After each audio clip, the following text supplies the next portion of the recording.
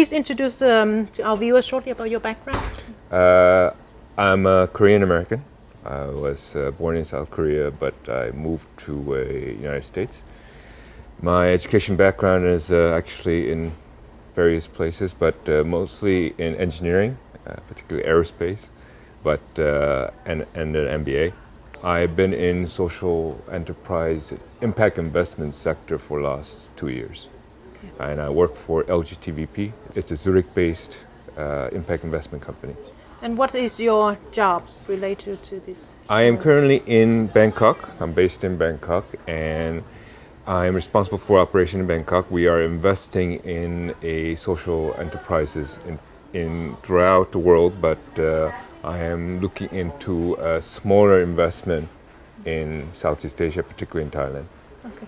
So what is the current situation right now when it comes to, you know, the availability for social enterprises to seek for investments? Market-wise, there's plenty of money, but a lot of investors are quite picky for good reason.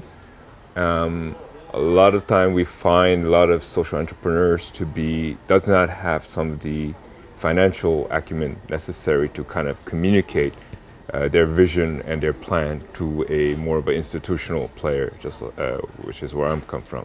Because of that, what we have been doing is running an accelerator program where we have invest in a smaller amount of money and then help them to improve and upscale their systems, operations, and financials, so that what we hope them is to be ready for our main investment, which we hope to be somewhere between $500,000 and up. So right now in Southeast Asia, we're running what we call IVEP, Impact Venture Accelerator Program, where we invest less than 50,000 range, and then we provide them with 2 years of a management support. And we hope that through this process that they will be investment ready for our main fund. And through this process, we have upgraded their ability to communicate, plan, manage their operations to a point where international financial market or investors can really understand and potentially be interested in investing in them. So what are the selection criteria? How do you evaluate or balance the social missions and the financial objectives? Right. I mean, on the basis, if it's a for-profit operation, it needs to be financially sustainable. Without that, we would not consider it a social enterprise part isn't there. So that is number one, and it's important that we see a good management team to be able to manage what is a very operational aspect of the business. And in the end, they must compete in a competitive business world. And without these information, without that capabilities, it is difficult for them to be sustainable. And this is our goal in the end. We want them to be sustainable. So that's number one. And then we look at impact. You can give me an example where you can face a social enterprise where the social impact may be very big, but then the financial sustainability may be very low. I mean, we see a lot of it. I mean, we can give you a million examples. Yeah. For example,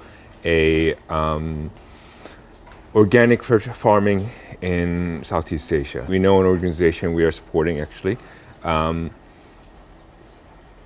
A lot of cases, these entrepreneurs, which is typical in business world as well, they have evolved their business model throughout many years. So they have tried this and that, and then over the years, they have built up all these baggage of other things they're doing. So literally, they are now doing 20 different things, but it has a great potential because they have found a model or a kind of relationship they have created where they can impact thousands of farmers. But because they have kind of organically grown, they haven't kind of thought back and just kind of plan their operation. So they might have an area where it is not profitable. They might have an area where they're diverting too much resources, and they don't really know that aspect. And as an investor, this is what we expect them to know. It's like, what is your market segments? How is this divided? Which is profitable and which is not? Therefore, are you focusing on the profitable one or not, etc. So in those cases, like, we go in, be able to identify what they're doing. A lot of cases, they just kind of do it in an Excel spreadsheet way, and they cannot really segment what is what. I mean, obviously, every time you do any business, you buy product, and there's a cost to it, and it's kind of spread out everywhere, and they don't even realize it is profitable or not. So we kind of try to fix the accounting aspect, so that we can do analysis on it, and then develop their capability to be able to figure out what's effective, what is not, and then they have to make a decision, because a lot of cases, something that's less profitable might have much bigger impact, and that is a choice that a lot of social entrepreneurs decide to choose anyways. Yeah. So then we have to decide, is it worth going into, and this, I guess, will be always a kind of struggle between a investment point of view.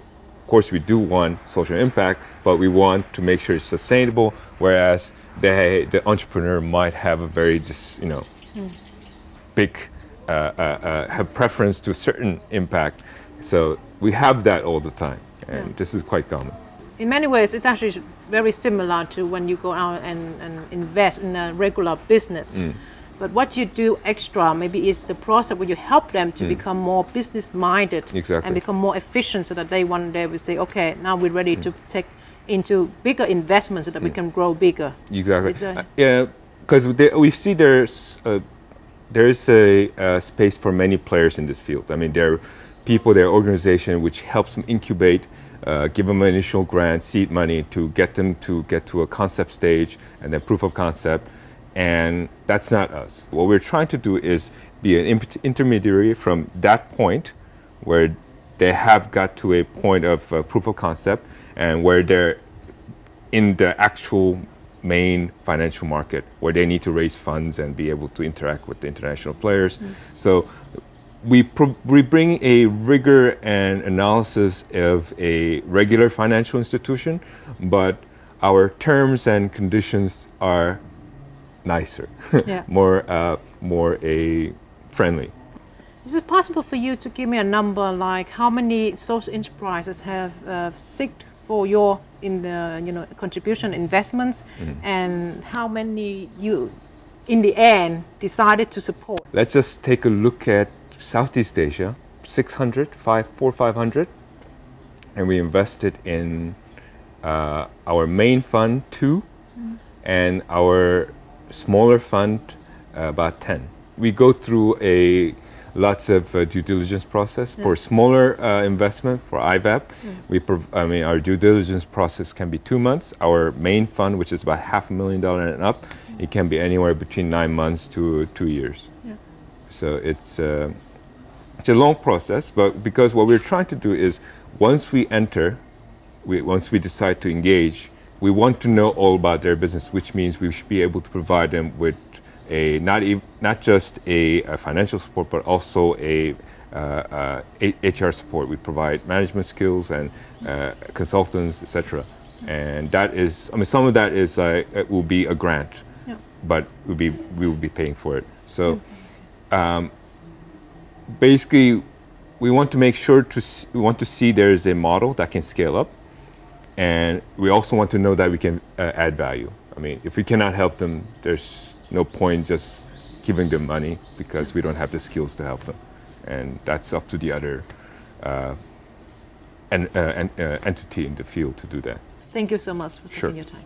No problems.